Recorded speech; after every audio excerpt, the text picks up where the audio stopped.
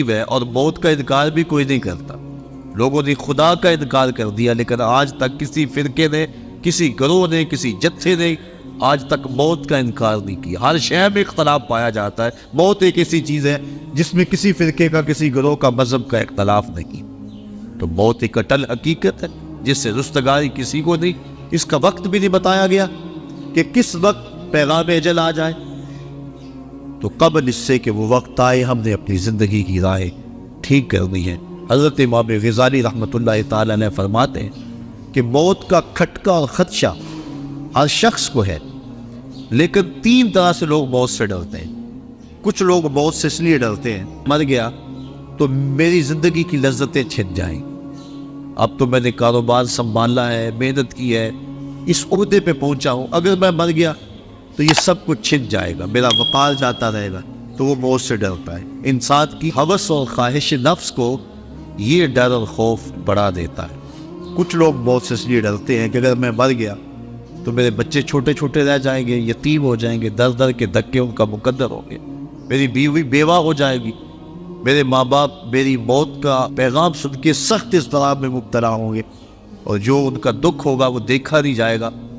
تو وہ اس حوالے سے اپنی جان کو عزیز سمجھتا ہے، موت کا خیال کر کے کانپ جاتا ہے، پسماندگان سے وہ ڈرتا ہے۔ یہ ہے ایک انداز موت سے ڈرنے کا۔ امام غزالی فرماتے ہیں یہ ڈرنا بھی کوئی ڈرنا نہیں۔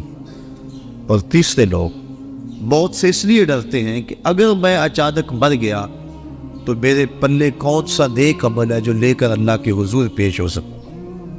یہ تیسری قسم کا جو خوف ہے، یہ انسان کی تیاری آخرت کو بڑھا دیتا ہے اور اس کو شب و روز اللہ کے حضور پیش ہونے کی خوف سے نیکی کی دعوت دیتا ہے کہ میں نے اس کے حضور پیش ہونا ہے، ایک ایک عمل کا حساب دینا ہے۔ ثم لتسألن یومئذ عن النعیم، اس دن ایک ایک نعمت کے بارے میں پوچھا جائے گا۔ تو قبل اس سے کہ وہ وقت آ جائے، تین چیزوں کا حساب نہیں ہوگا: ضرورت کے مطابق کپڑے کا، ضرورت کے مطابق مکان کا، اور بھوک کے وقت کھانے اور پینے کا۔ ان تین چیزوں کا قیامت کے دن حساب نہیں لیا جائے گا۔ اس کے علاوہ زندگی میں جتنی بھی ہمیں نعمتیں دی گئی ہیں ان کا حساب لیا جائے گا، اور قرآن مجید کی یہ نص موجود ہے، ثم لتسألن یومئذ عن النعیم۔ اس دن ایک ایک نعمت کے بارے میں بندے سے سوال کیا جائے گا۔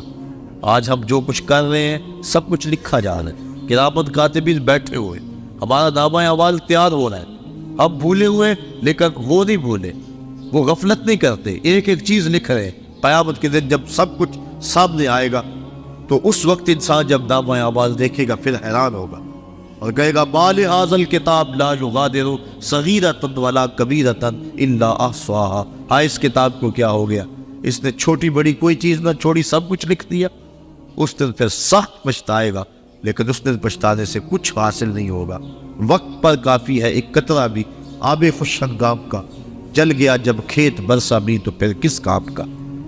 آج اگر ہم پچھتا لیں تو آج توبہ بھی کر سکتے ہیں، جب توبہ کر لیں گے تو بعد قبل کے گناہ دھل جائیں گے، اور اگر ہم غفلت میں زندگی گزار دیتے ہیں تو کل قیامت کے دن انسان کو سخت پچھتاوا ہوگا، اور پھر اچانک موت پتہ ہی نہیں ہے۔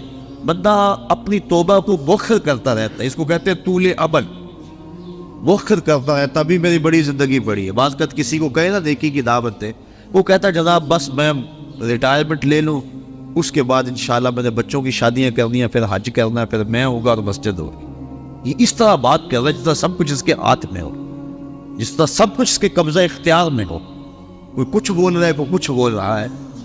یہ طول عمل، لمبی امید اور توبہ کو مؤخر کرتے چلے جانا، یہ بہت بڑی محرومی ہوتی ہے۔ اللہ اگر توفیق دے دے توبہ کی اور اللہ سوچ اور فکر دے دے تو دیر نہیں کرنی چاہیے۔ اللہ امام غزالی رحمۃ اللہ تعالیٰ علیہ فرماتے، ذرا دیکھو معاشرے میں نظر دوڑا کے، بوڑھے زیادہ ہیں، بچے زیادہ ہیں یا جوان زیادہ ہیں؟ آپ فرمایا تم کو جوان بوڑھوں سے زیادہ نظر آئیں گے، بوڑھے کم نظر آئیں گے؟ کسی بھی مجلس میں آپ تجزیہ کر کے دیکھ لیں۔ فرمایا اس لیے کہ بڑھاپے تک کوئی پہنچتا، زیادہ جوانی میں فوت ہو جاتا۔ پھر فرمایا اب جوانوں اور بچوں کا اندازہ کر کے دیکھ لو، کسی گھر میں کسی محفل میں دیکھ لو کہ بچوں کی تعداد زیادہ ہوگی، نوجوان کم ہوں گے۔ اس کا مطلب یہ ہوا کہ لوگ زیادہ بچپن میں فوت ہو جاتے ہیں، جوانی تک کم پہنچتے ہیں۔ تو انسان عمر کے اس حصے تک توبہ کو مؤخر کرتا ہے جہاں تک جانا انتہائی مشکل ہے، اور پھر اس وقت اگر پہنچ بھی گیا جب اعضاء میں توازن نہ رہا، عناصر میں اعتدال نہ رہا، چلنے پھرنے کے قابل نہ رہا، تو پھر کیا عبادت کرے گا؟ در جوانی توبہ کردن شیوائے پیغمبری، وقت پیری کل کے ظالم بھی شبت پرہیزگار۔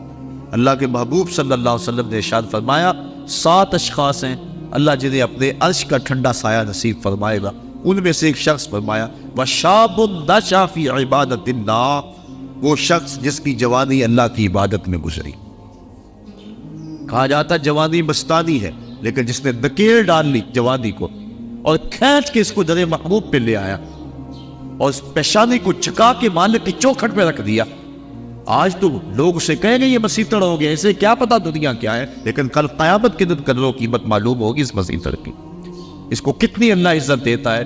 جب دھوپ کڑک رہی ہوگی اور وہ سورج کی گرمی جسموں کو پگھلا رہی ہوگی، سوا میل پہ آ جائے گا سورج، اب رخ الٹا ہے پھر سیدھا ہو جائے گا، زمین تاپے گی اور لوگ پسینے میں شراب ہو، کوئی گھٹنوں تک، کوئی ٹخنوں تک، کوئی کمر تک، اور کسی کو پسینے کی لگام دی جائے گی، اور پسینہ اتنا گرم اگر اس کا ایک قطرہ خود پہاڑ پہ رکھا جائے پتھر پگھل جائے، اور اتنا بدبودار اگر دنیا پہ قطرہ ڈال دیا جائے تو جانوروں کے دماغ بھی پھٹ جائے بدبو سے، اس پسینے میں لوگ شراب ہوئے ہوں گے۔ لیکن فرمایا 7 اشخاص ایسے ہیں کہ جنہیں اللہ اپنے عرش کا ٹھنڈا سایہ نصیب فرمائے گا، ان میں سے ایک شخص وَشَابٌ نَشَأَ فِي عِبَادَةِ اللَّهِ، وہ جوان جس نے اپنی جوانی اللہ کی عبادت میں گزاری۔ اور اللہ کے محبوب صلی اللہ علیہ وسلم نے ارشاد فرمایا میں اللہ کا حبیب ہوں، اور جو جوان جوانی میں توبہ کرے وہ بھی اللہ کا حبیب ہے۔ کتنا بڑا اعزاز! ہم کیوں غافل ہیں؟ کیا ہمیں مرنا یاد نہیں ہے؟ اپنی توبہ کو کیوں مؤخر کرتے ہیں؟ انسان کو یقین بھی ہو کہ میری زندگی اتنی ہے تو توبہ اس یقین کے ساتھ مؤخر کرے، تو اسے پھر بھی خیال کرنا چاہیے کہ اب جو میرے دل کی حالت ہے شاید پھر دوبارہ کبھی نہ ہو۔ اب جو دل کی کیفیت بنی ہے، عمر اگر ہو بھی تو دوبارہ یہ کیفیت ہی نہ بنے، غلاف ایسے چڑھ جائے، غفلت اتنی طاری ہو جائے کہ دوبارہ اس سمت میں آؤ ہی نہ۔ بنی اسرائیل میں ایک شخص تھا، اس کو بذریعہ وہی خبر دی گئی کہ اس کی عمر 1000 سال ہے، وہ بڑا متقی اور پرہیزگار تھا۔ اس نے کہا میری اتنی لمبی عمر ہے اور توبہ کا دروازہ آخری سانس تک کھلا ہوا ہے، تو میں کیوں اپنے آپ کو عبادت کی بھٹی میں جلاؤں؟ اس نے کہا کہ میں 900 سال گناہ کر لیتا ہوں، 100 سال قبل توبہ کر لوں گا۔ پھر اس نے ایسا ہی کیا۔ علماء لکھتے ہیں کہ وہ 900 سال گناہ کرتا رہا، جب 100 سال رہ گیا اور اس کو خیال آیا کہ میں نے 100 سال قبل توبہ کرنی ہے، چونکہ دل اس کا سیاہ ہو چکا تھا، گناہوں کی لت پڑ چکی تھی، اب اس نے کہا کہ 100 سال بھی کیا ضرورت ہے نیکی کی مٹی میں جلنے کی، آتش نیکی میں اپنے آپ کو گالنے کی، میں 90 سال اور گناہ کر لیتا ہوں اور آخری 10 سال قبل توبہ کر لوں گا۔ پھر 90 سال بھی بیت گئے، اس کے بعد پھر 90 سال کے بعد 10 سال آئے، توبہ کا خیال آیا، پھر کہا 1 سال قبل کر لوں گا، تک 1 مہینہ، 1 ہفتہ، علامہ رومی کہتے ہیں 1 دن باقی رہ گیا، اور اب وہ کہتا تھا میں یہ کر لوں وہ کر لوں، فلاں چیز رہ گئی ہے، حتیٰ کہ اس کی روح دبوچ لی گئی، اس کو توبہ کی توفیق نہ ہو سکی۔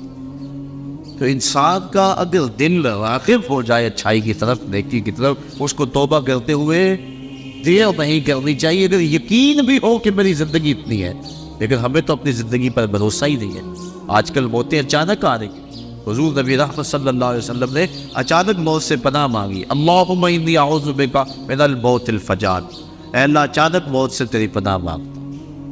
حضرت یعقوب علیہ السلام وعدہ لیا ہوا تھا حضرت اسرائیل علیہ السلام سے کہ میری روح قبض کرنے کے لیے اچانک نہیں آنا، پہلے کو قاصد یا کوئی پیغام بھیج دینا تاکہ میں موت کی تیاری کر لوں۔ ایسا ہی ہوا۔ حضرت اسرائیل علیہ السلام ایک دن حاضر ہوئے، پوچھا کہاں آئے ہو، کدھر آئے ہو؟ کہا میں قبض روح کے لیے آیا۔ کہا تم نے تو وعدہ کیا تھا کہ پہلے کو قاصد یا پیغام بھیجوں گا، تم نے نہ کو قاصد بھیجا نہ پیغام بھیجا۔ کہا حضرت آپ کے سامنے کتنے لوگوں کی موت واقع ہوئی ہے، یہ میرا قاصد نہیں تھا تو اور کیا تھا؟ آپ کی داڑھی میں سفید بال آ گئے، یہ میرا قاصد نہیں تھا تو اور کیا تھا۔ آپ کی آنکھوں میں سفیدی اتر آئی ہے، یہ میرا قاصد نہیں تھا تو اور کیا تھا۔ تو لوگوں کی موت ہمارے لیے سامان عبرت ہے، یہ ہمارے لیے پیغام ہے موت۔ داڑھی میں سفید بال آنے لگے تو سمجھ لو موت کا قاصد آ گیا۔ حضرت عمر فاروق رضی اللہ تعالیٰ عنہ صبح و شام دوپہر ایک ملازم آ کے آپ کو کہتا ہے عمر موت کو نہیں بھولنا، کب کپا کے رہ جاتے، اپنا محاسبہ کرتے، توبہ کرتے۔ 2-3 مرتبہ دن میں وہ حاضر ہوتا۔ ایک دن وہ آیا، آپ نے اس کو مشاورہ دیا، کہا بھی آج کے بعد نہیں آنا۔ حضرت مجھ سے کوئی گستاخی ہوگی؟ کہا نہیں۔ تو پھر کیا ماجرا ہے، مجھے چھٹی کیوں کروائی جا رہی ہے؟ تو حضرت عمر فاروق نے داڑھی پہ ہاتھ رکھا، ایک بال الگ کیا، وہ بال سفید ہو چکا تھا۔ کہا بیا اب تیرے آنے کی ضرورت نہیں ہے، یہ بال ہی مجھے چین سے نہیں بیٹھنے دے گا، ہماری تو پوری داڑھی سفید ہو جائے۔ میاں محمد بخش عارف کھڑی رومی کشمیر نے کیا خوب کہا تھا، ہڈیاں کمبڑ گوڈے کھڑکت تے اڑ گیا نک تیرا، اجے بھی بدیوں باز نہ آئے جیو مدد دلیرا، یا ایھا الانسان ما غرک بربک الکریم، اے انسان تجھے کریم رب سے کس نے غافل کر دیا ہے؟ الذی خلقک فسواک فعدلک فی ای صورت ما شاء رکبک، جس رب نے تجھے پیدا کیا، تیرے اعضاء کو توازن دیا، تجھے حسن دیا، تجھے جوانی بخشی، تجھے گوناگوں نعمتوں سے نوازا، تجھے سلیقہ دیا، تجھے چلنے کا طریقہ دیا، تجھے حواس خمسہ سے نوازا، تجھے بہتری اور بھلائیاں نصیب کی، اور اس مالک کا در چھوڑ کر تو کہاں بھاگ رہا ہے؟ ما غرک بربک الکریم، بتا وہ کون سی چیز ہے جس نے تجھے رب سے مغرور کر دیا؟ دولت وہ 4 دن کی کہانی ہے، حسن ڈھل جانے والا ہے، دولت ختم ہو جانے والی ہو، جوانی وہ آج ہے کل نہیں ہوگی، تو کس چیز نے تجھے مغرور کر دیا؟ مالک کے حضور ہم نے اپنی محبتوں اور اپنی الفتوں کا خراج پیش کرنا ہے، اور اس کی عبادت سے، اس کے ذکر و فکر سے اپنے اندر کو تابیدگی دینی ہے۔ ایسا نہ ہو کہ ہماری زندگی ساری برباد ہو جائے اور پھر بعد میں ڈاڈا پچھتاوا ہو۔ یہ مرنے والے ہمارے لیے سامان عبرت ہیں۔ اللہ تعالیٰ جل شانہ اپنے محبوب صلی اللہ علیہ وسلم کے صدقے مرحوم کو کروٹ کروٹ جنت کی بہاریں نصیب فرمائے، اور ہمیں یہ سوچنے کی توفیق عطا فرمائے کہ آج وہ نہیں ہے، کل ہم نہیں ہیں، آج وہ قبر کی تنہائیوں میں ہیں، ان کی جگہ ہم بھی تو ہو سکتے تھے۔ حضرت امام غزالی فرماتے ہیں اللہ نے مرنے والوں کے ذریعے سے جو پسماندگان ہیں ان پر احسان کیا۔ پوچھا گیا وہ احسان کیسے؟ وہ تو بیچارے دکھ میں مبتلا ہیں، جن کا بھائی بچھڑ گیا، جن کا بیٹا بچھڑ گیا، جن کا باپ بچھڑ گیا، وہ تو دکھ میں ہیں۔ آپ کہتے ہیں احسان ہوا؟ فرمایا وہ اس اعتبار سے کہ اس کی موت کو ان سب کے لیے عبرت بنا دیا گیا، اور اس کی موت کو دیکھ کر یہ توبہ کر لیں، اپنے معاملات حیات درست کر لیں اور آخرت کی تیاری کر لیں۔ اور اگر ان میں سے کسی کی موت کو اس کے لیے عبرت بنا دیا جاتا تو یہ کیا کہنا دے؟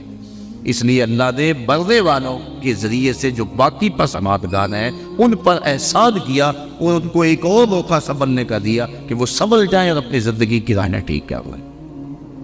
تو یہ ہمارے لیے ایک موقع ہے کہ ہم اپنی زندگی کی راہوں کی درستگی کا سامان کریں۔ آج وہ چلے گئے، ہمیں پیغام دے گئے کہ میاں ہم تم بھی ہمارے پیچھے آ رہے ہو، اور کوئی پتہ نہیں کہ پیغام ہے جل کس وقت آ جائے اور پھر کوئی حجت باقی نہ رہے۔ آئیے میں اور آپ اپنے مالک سے رجوع کریں اور اپنے مالک سے اپنے پچھلے گناہوں کی بخشش مانگے۔ آج ہم اگر توبہ کر لیتے پچھلے گناہ دھل جانا ہے، ماں قبل کے سارے گناہ معاف ہو جائیں گے۔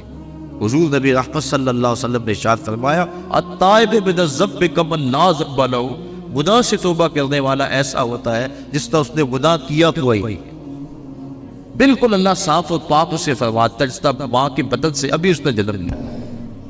اگر آج ہم توبہ کر لیتے ہیں تو ماضی صاف ہے اور آئندہ اپنی زندگی کو احتیاط سے گزاریں، لیکن آج اگر ہم توبہ نہیں کرتے، رجوع نہیں کرتے، اور ہمارا بوجھ بڑھتا چلا جاتا ہے، اور اگر توبہ کی توفیق بھی نہیں ہوتی اور اچانک موت ہماری روح کچک لیتی ہے، تو پھر آخرت کے معاملے تو بڑے سخت ہیں۔ تو قبل اس سے کہ وہ وقت آئے اور پھر پچھتاوا لگے، مجھے اور آپ کو آج ہی اپنی اصلاح کرنی چاہیے۔ اللہ تعالیٰ جل شانہ مرحوم کو کروٹ کروٹ اپنے جوار رحمت میں جگہ نصیب فرمائے اور پسماندگان کو صبر کی نازوان دولت عطا فرمائے، چونکہ مشکل کے موقع پہ صبر ہی اجر کا باعث بنتا ہے۔ اللہ کے محبوب صلی اللہ علیہ وآلہ وسلم نے صبر کی تلقین فرمائی جب ایک خاتون راستے میں حضور نے دیکھا کہ وہ رو رہی ہے، وَاصبری یا امۃ اللہ، اے اللہ کی لونڈی صبر کرو، کیونکہ اگر انسان صبر نہیں کرے گا تو کیا کرے گا؟ جانے والے تو واپس نہیں آئیں گے، وہ تو چلے گئے۔ اب ہم نے ان سے عبرت حاصل کرنی ہے اور ایسا انداز اختیار نہیں کرنا جس سے بے صبری کا اظہار ہو۔ یہ بات ذہن ہے رکھیں کہ مرنے والوں کے جانے کا دکھ سینے میں موجود ہوتا ہے۔ غم کے اظہار کی دنیا پر 4 طریقے ہیں۔ دل غم زدہ ہوتا ہے، یہ ایک فطرت ہے۔ آنکھوں سے آنسو بہہ رہے ہیں، یہ بھی ایک فطرت ہے۔ انسان اپنی زبان سے واویلا کرتا ہے اور اپنے ہاتھوں کو اپنے بدن پہ مارتا ہے، تماچے لگاتا ہے۔ یہ 4 طریقے ہیں۔ آنکھوں کا غم اور دل کا غم رحمان کی طرف سے، ہاتھوں کا غم اور زبان کا غم شیطان کی طرف سے۔ جب حضور کے فرزند ارجمت حضرت ابراہیم علیہ السلام کا انتقال ہوا اور حضور تشریف لائے، آقا کریم اپنے بیٹے کے سرہانے بیٹھ گئے۔ وَأَيْنَا رَسُولِ اللَّهِ تَدْمَعَانِ، حضور کی آنکھوں میں آنسو تھے۔ آقا کریم نے فرمایا، بیٹا ابراہیم تیرے غم میں دل غم زدہ ہے، آنکھیں رو رہی ہیں، لیکن زبان سے وہی کہوں گا جس سے خدا راضی۔ اور فرمایا لیس منا من ضرب الخدود وشق الجیوب ودعا بدعوى الجاہلیہ، جس نے اپنا گریباں نوچا اور اپنے منہ پہ تماچے مارے اور جانو جیسی باتیں کی، فرمایا ہمارے ساتھ اس کا کوئی تعلق نہیں۔ تو دل کا غم یا کبھی آنکھوں سے آنسو بہہ جائے تو اس پر شریعت میں مواخذہ نہیں ہے، بلکہ یہ شفقت کی وجہ سے ہے۔ اس کے علاوہ ایسے جملے کہہ دے جس سے ناشکری کا اظہار ہو رہا ہو، یا اس انداز کے ساتھ اپنے ہاتھوں کو حرکت دینا کہ جس سے ایک سانس کا پتہ نہیں، اس مستقبل کی بات ہے۔ زندگی کھپا رہا ہے، مستقبل ٹھیک ہو جائے۔ اصل مستقبل تو آخرت کا مستقبل۔ اللہ کے محبوب علیہ السلام نے جب صحابہ کو خندق کھودتے دیکھا، اس وقت دعا دی، اللہم ان العیش عیش الاخرہ فاغفر الانصار والمہاجرہ، اے اللہ زندگی تو آخرت کی زندگی ہے، میرے ان انصار کو بھی بخش دے، میرے ان مہاجروں کو بھی بخش دے۔ اصل مستقبل وہ ہے۔ یہ تو 4 وقت کی زندگی ہے۔ 45 سال ایوریج زندگی نکالی ہے ماہرین نے، چلو 50 سال لگا لو، 60 سال لگا لو، اور آخرت کا ایک دن، محشر کا ایک دن 50,000 سال کا ہوگا۔ ذرا کبھی کیلکولیٹر لے کے حساب تو کریں، ایک دن 50,000 سال کا، اور یہ ساری زندگی 50 سال کی۔ اس ایک دن کے مقابلے میں ذرا اس زندگی کا حساب نکالیں نا، منٹوں سیکنڈوں کے اندر یہ ایک دن آئے گا۔ تو انسان اس کو سنوارنے کے لیے اس کو برباد کر لے جو نہ ختم ہونے والی، یہ تو کٹ ہی جائے گی، دکھوں میں کٹی پھر بھی کٹ ہی جائے گی۔ جس کے پاس دولت کے انبار ہے، نیند کی گولیاں کھانے کے بغیر وہ بھی نہیں سوتے، چین ہونے بھی نہیں گے، کیونکہ دنیا کے اوپر چین نام کی چیز کیسے ہوگی جبکہ انسان کے خمیر پر 39 دن تک غموں کی بارش ہوئی ہے اور صرف ایک دن خوشی کی بارش ہوئی ہے۔ خوشی اور غم زندگی میں اس تناسب کے ساتھ ہے۔ خوشی عارضی ہوتی ہے، غم دیر پا ہوتا ہے۔ خوشی اور غم جب اکٹھے ہو جائیں تو غم ہی غالب ہوتا ہے، خوشی یاد نہیں رہتی بلکہ خوشی بھی غم میں بدل جاتی ہے۔ تو انسان کی زندگی میں دکھ ہے، اذیتیں ہیں، آزمائشیں ہیں، امتحان ہے، تو اصل زندگی وہ زندگی ہے۔ اگر یہ اچھی بھی گزر گئی، تخت میں بیٹھ ہوئے بھی گزر گئی، تو کتنا عرصہ ہے؟ بہت تھوڑی مدت ہے۔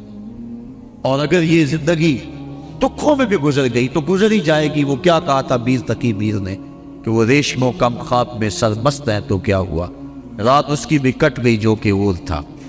بخار میں مبتلا تھا، زخم سے پورے بدن میں، اور کوئی پرسان حال بھی نہیں تھا۔ بات ٹھٹھرتی ہوئی سردی میں ریت کے اوپر پڑا تھا، ہلکی ہلکی بارش بھی ہو رہی تھی اور سردیوں کی لمبی رات تھی۔ بتاؤ شخص کو رات کاٹنا کتنا مشکل ہوگی۔ اس رات کی سویر تو پھر بھی ہے نا، جتنی مرضی لمبی رات تھی، دن تو چڑھے گا نا، لیکن وہ آخرت کی رات ایسی اگر پڑ گئی تو اس رات کا پھر دن نہیں ہے۔ موت کو بھی بیڑنے کی شکل کے اندر میدان حشر میں لا کے ذبح کر دیا جائے گا۔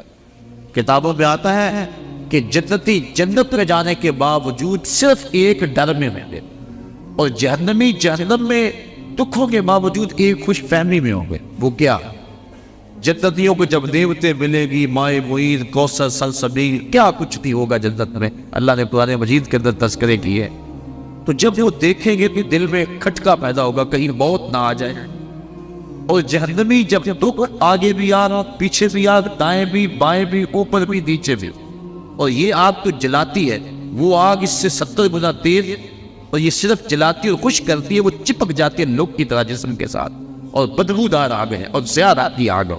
اس آگ میں جب جسم بھی بڑا کر دیا جائے گا تاکہ یہ عذاب زیادہ اس کو ہو، 70 گز روٹی کھال بنا دی جائے گی، اور اللہ قرآن مجید میں فرماتا جب کھال جل جائے گی تو ہم اس کی جگہ نئی کھال بدل دیں گے تاکہ یہ عذاب کی تکلیف سہے۔ اس نے دنیا کے اندر میرے حکموں کو توڑا اور میرے حکموں کی پرواہ نہ کی، اس کو زندگی میں نے دی، اس کو عزت میں نے دی، اس کی آنکھوں میں نور میں نے رکھا، اس کی زبان کو بولنے کا سلیقہ میں نے دیا، اس کی ٹانگوں کو چلنے کا طریقہ میں نے دیا، اس کو سانسیں میں نے دی، اس کے لیے سبزے زمین سے میں نے اگائے، اس کے لیے پانی آسمان سے میں نے برسایا، اس کے لیے میں نے کیا کچھ نہ کیا، کہیں سورج خدمت میں لگا ہے، کبھی چاند خدمت میں لگا ہے، کہیں جانور بار برداری کے لیے، کہیں سواری کے لیے ہے، اتنا کچھ اس کے لیے میں نے پیدا کر دیا، اس کو سجدہ کرتا دوبارہ نے کتنا متکبر اور کتنا مغرور ہو گیا دنیا پہ جا کے، اپنے رب کو بھول گیا۔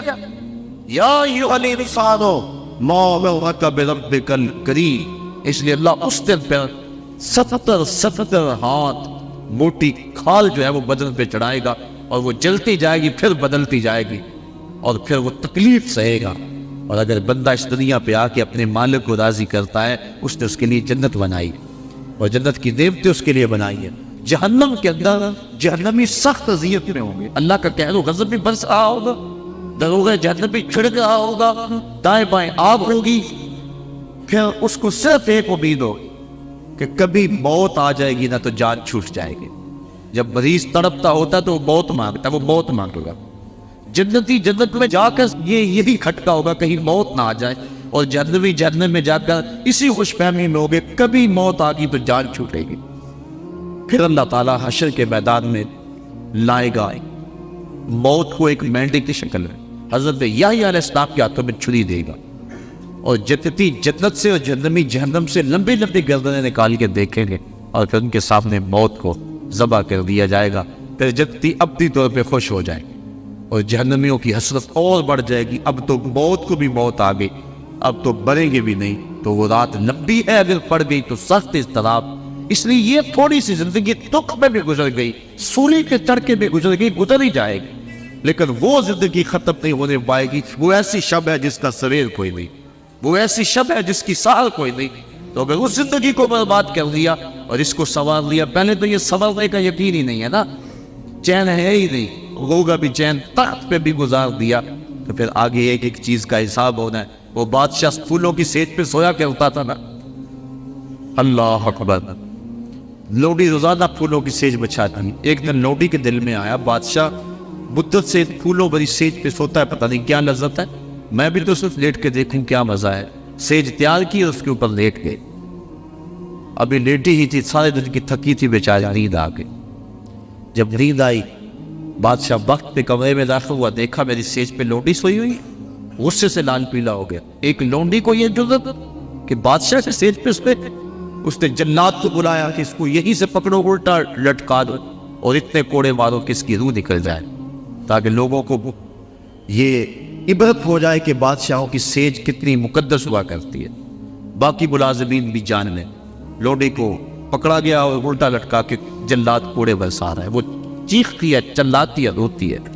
اچانک اس نے روتے روتے ہنسنا شروع کر دیا۔ بادشاہ نے کہا جلاد کو رک جاؤ، اسے پوچھو کیوں روتی ہے، اسے یہ بھی پوچھو ہنستی کیوں ہے۔ جلاد نے پوچھا لونڈی بتا تو کیوں روتی ہے، اور یہ بھی بتا تو ہنستی کیوں ہے۔ اس نے کہا روتی تو اس لیے ہوں، جب کوڑا لگتا ہے میری جان نکلنے کو آتی ہے۔ تو کہا پھر ہنستی کیوں ہے؟ کہا میں یہ سوچ کے ہنستی ہوں کہ چند لمحوں کے لیے سیٹ پہ سوئی اور اتنی تکلیف پہنچ رہی ہے، جس کو عمر ہوگی سوتے ہوئے اس کا کیا بنے گا۔ آج ہم چاہتے تو یہ ہے کہ مالک کو بھول جائیں اور زندگی کیش اپنا لیں، لیکن کل قیامت کے دن ایک ایک چیز کا حساب دینا ہوگا۔ حضرت امام جعفر صادق کہتے ہیں میرا تو ٹھنڈا پانی پینے کو دل نہیں کرتا کہ قیامت کے دن کبھی اس کے حساب میں جکڑا نہ جاؤ۔ تو بزرگوں نے کیسی کیسی احتیاطیں کی ہیں اور ہم کیسے غافل ہیں. تو صاحبو یہ زندگی یہ موت اللہ نے ہمارے لیے آزمائش بنائی. وہ دیکھنا چاہتا ہے کہ میرا کون سا بندہ کیسے عمل کرتا ہے. خلق الموت والحیات لیبلوکم ایکم احسن عملا. کون سا بندہ کیا عمل کرتا ہے. ہم نے اچھے عمل کر کے اصل ہماری زندگی آخرت کی زندگی ہے جو نہ ختم ہونے والی ہے. دو گھر ہیں دوزخ اور جنت. اللہ نے قرآن مجید کے اندر دونوں کے نقشے بیان کر دیے. ہمیں راہیں دے دی, ہمارے اعضاء کو دونوں راستوں میں چلنے کی شکل دے دی اور پھر اختیار دے دیا چاہے ادھر چلو چاہے ادھر چلو. اب ہم نے سیدھی راہوں پہ سفر کر کے اپنے مالک کی رضا حاصل کر رہی ہیں. دنیا داروں سے تو مانگے تو ناراض ہوتے ہیں, اللہ سے نہ مانگے تو ناراض ہوتا ہے. دنیا داروں سے مانگنا ہو تو وقت دیکھنا پڑتا ہے کہ اب صاحب سوئے ہوئے ابھی بیدار ہوئے ہیں, اب اگر مانگا تو ابھی مزاج میں چڑچڑا پن ہوگا. ابھی کل مانگا تھا اب دوبارہ کچھ وقفہ پڑھ لینا چاہیے. تو دنیا داروں سے مانگنے کے لیے وقت چاہیے. دنیا داروں سے مانگنے کے لیے ان کا مزاج دیکھنا پڑتا ہے, ان کے لہجے اور ان کی زبان اور ان کی بولی میں بولنا پڑتا ہے. لیکن مالک سے صبح مانگو پھر بھی دیتا ہے, دوپہر کو مانگو پھر بھی دیتا ہے, شام کو مانگو پھر بھی دیتا ہے. سحری کے وقت اٹھ کے کنڈا کھڑکاؤ در رحمت کھلا پاؤ گے. اردو میں مانگو, عربی میں مانگو, سندھی میں مانگو, پشتو میں مانگو, نظم میں مانگو, نثر میں مانگو. نہیں مانگنا آتا یوں ہی ہاتھ پھیلا دو. اس کی رحمت کے دروازے کھلے ہیں. اس سے اپنے لیے مانگو پھر بھی دے گا, اوروں کے لیے مانگو پھر بھی دے گا. مانگا ہے پھر دوبارہ مانگنے کھڑے ہو جاؤ پھر عطا کرے گا.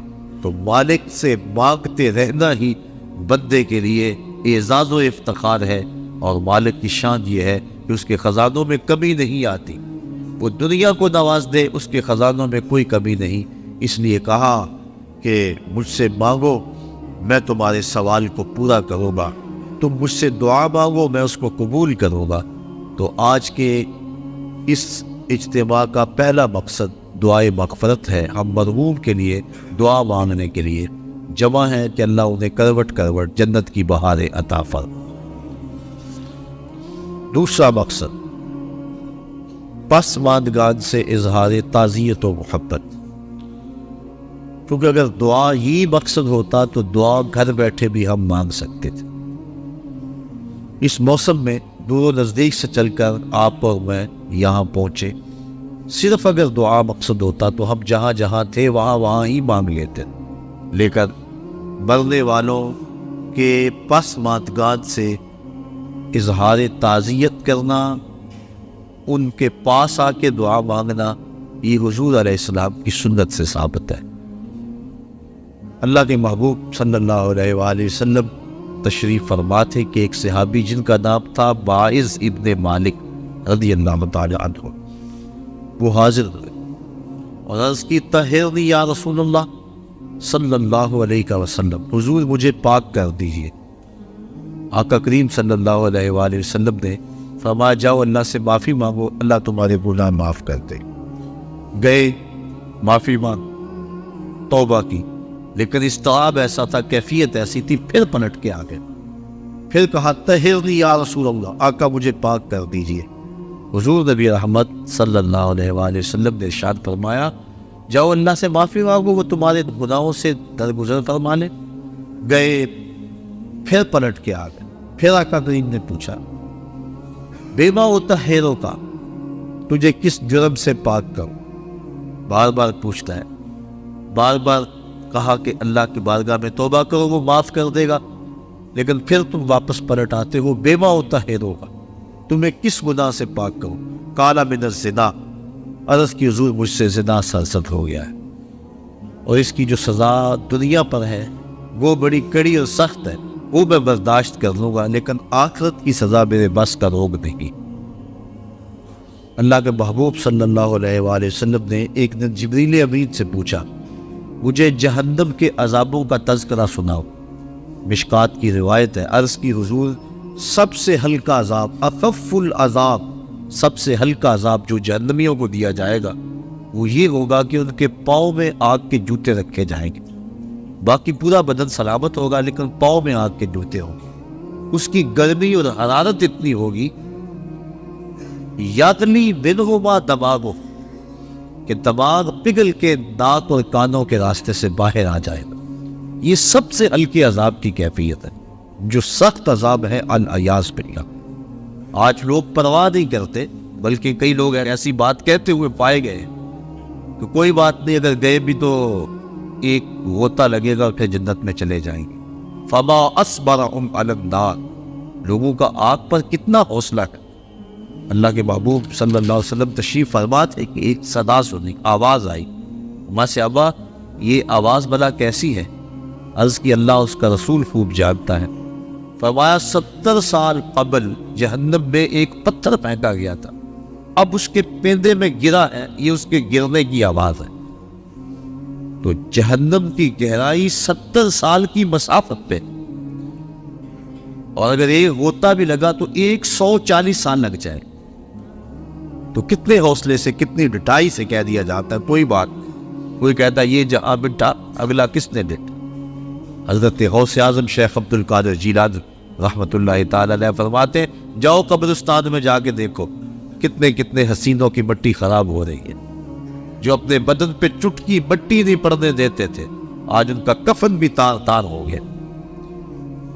اللہ اکبر۔ تو جہنم کے عذاب بڑے سخت ہیں۔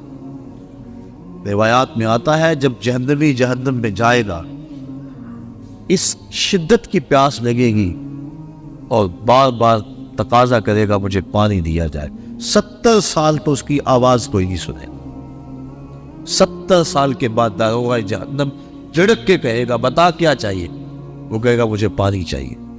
تو داروغہ جہنم اس کو پانی دے گا۔ کون سا؟ منرل واٹر کی بوتل تھمائے گا اس کے ہاتھ میں، یا کوکا کولا یا پیپسی؟ قرآن پڑھیے، اس کو 2 پانی دیے جائیں گے، مائے حمیم اور مائے غسلین۔ مائے حمیم کھولتا ہوا پانی، اور ابن رجب حنبلی لکھتے ہیں وہ اتنا گرم ہوگا جب کٹورے میں رکھ کے اس کو دیا جائے گا اور وہ پینے کے لیے منہ کے قریب بڑھائے گا تو اس کے چہرے کی کھال اس کی بھاپ سے ادڑ کے اس کے اندر گر پڑے گی، اس قدر وہ گرم ہوگا۔ دوسرا پانی اس کو مائے غسلین دیا جائے گا، اور یہ جہنمیوں کی پیپ کا پانی ہوگا، اور اتنا بدبودار ہوگا اگر اس کا ایک قطرہ اب دنیا پہ ڈال دیا جائے تو اس کی بدبو سے لوگوں کے دماغ پھٹ جائے۔ انسان تو انسان رہے، جانوروں کے دماغ اس کی بدبو سے پھٹ جائے۔ تو وہ سخت عذاب ہے جہنم کی۔ عرض کی حضور وہ عذاب میں نہیں سہ سکتا، گو سنگسار کرنا سزا ہے زنا کی شادی شدہ کے لیے، لیکن میں دنیا کے اوپر اپنے آپ کو پاک کر کے آخرت میں سرخرو ہو کے جانا چاہتا ہوں۔ آقا کریم نے فرمایا کہ اس نے شراب تو نہیں پی رکھی کہ نشے میں کہہ رہا ہوں؟ اسے نہیں پتا اس کی کتنی بڑی سزا ہے جو یہ بات کر رہا ہے؟ ایک صاحب اٹھے منہ سونگا، عرض کی نہیں حضور ایسی کوئی حالت نہیں۔ پھر پوچھا آقا نے کہ اس کا توازن عقلی تو ٹھیک ہے؟ صحابہ نے عرض کی ہاں حضور صحیح الحواس ہے۔ اتنے میں وہ 4 مرتبہ بار بار اقرار کر چکے کہ حضور میں نے زنا کر لی ہے اور میں شادی شدہ ہوں۔ آقا کریم نے فرمایا باعث ابن مالک کو سنگسار کر دیا جا رہا، سنگسار کر دیا گیا۔ جب ان کو پتھر مارے جا رہے تھے، ایک روایت کے لفظ ہیں کہ حضور مسجد نبوی میں سخت اضطراب میں مبتلا تھے، آنکھوں میں آنسو، کبھی کھڑے ہو جاتے ہیں کبھی بیٹھ جاتے ہیں۔ کسی نے پوچھا بندہ نواز خود ہی تو حکم دیا اور خود ہی رو رہے ہو؟ کہا وہ میرا عدل تھا، یہ میری محبت۔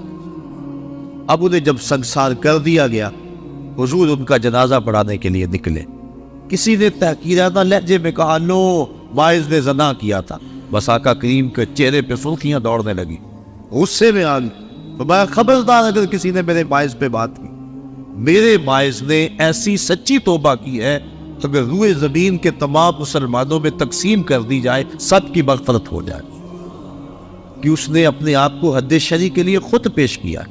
اور جب کوئی شخص اپنے آپ کے اوپر حد شرعی کا نفاذ کروا لیتا ہے وہ ایسے پاک ہو جاتا ہے جیسے ابھی ماں کے پیٹ سے اس نے جنم لیا۔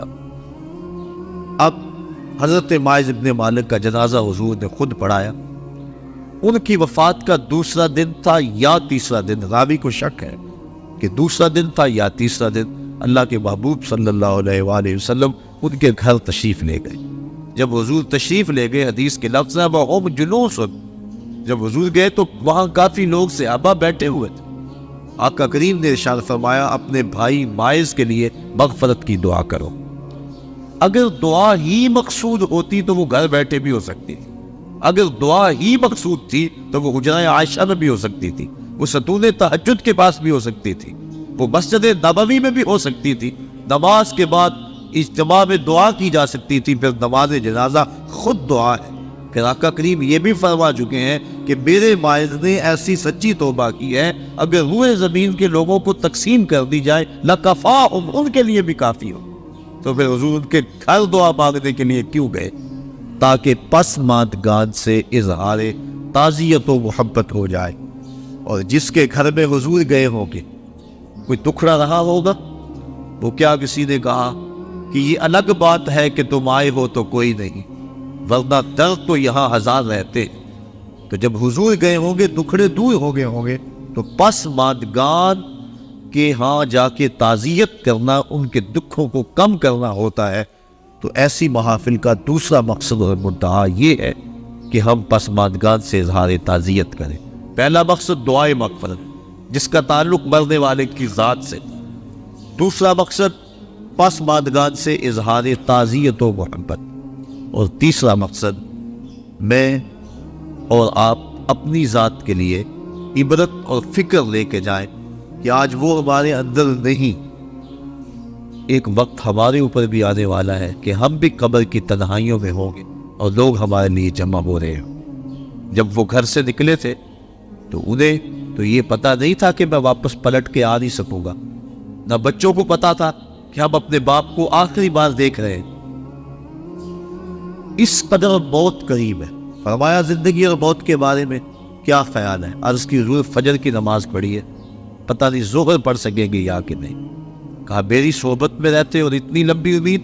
عرض کی حضور ظہر پڑھی ہے، پتہ نہیں عصر پڑھنے کا موقع نصیب ہوگا یا کہ نہیں۔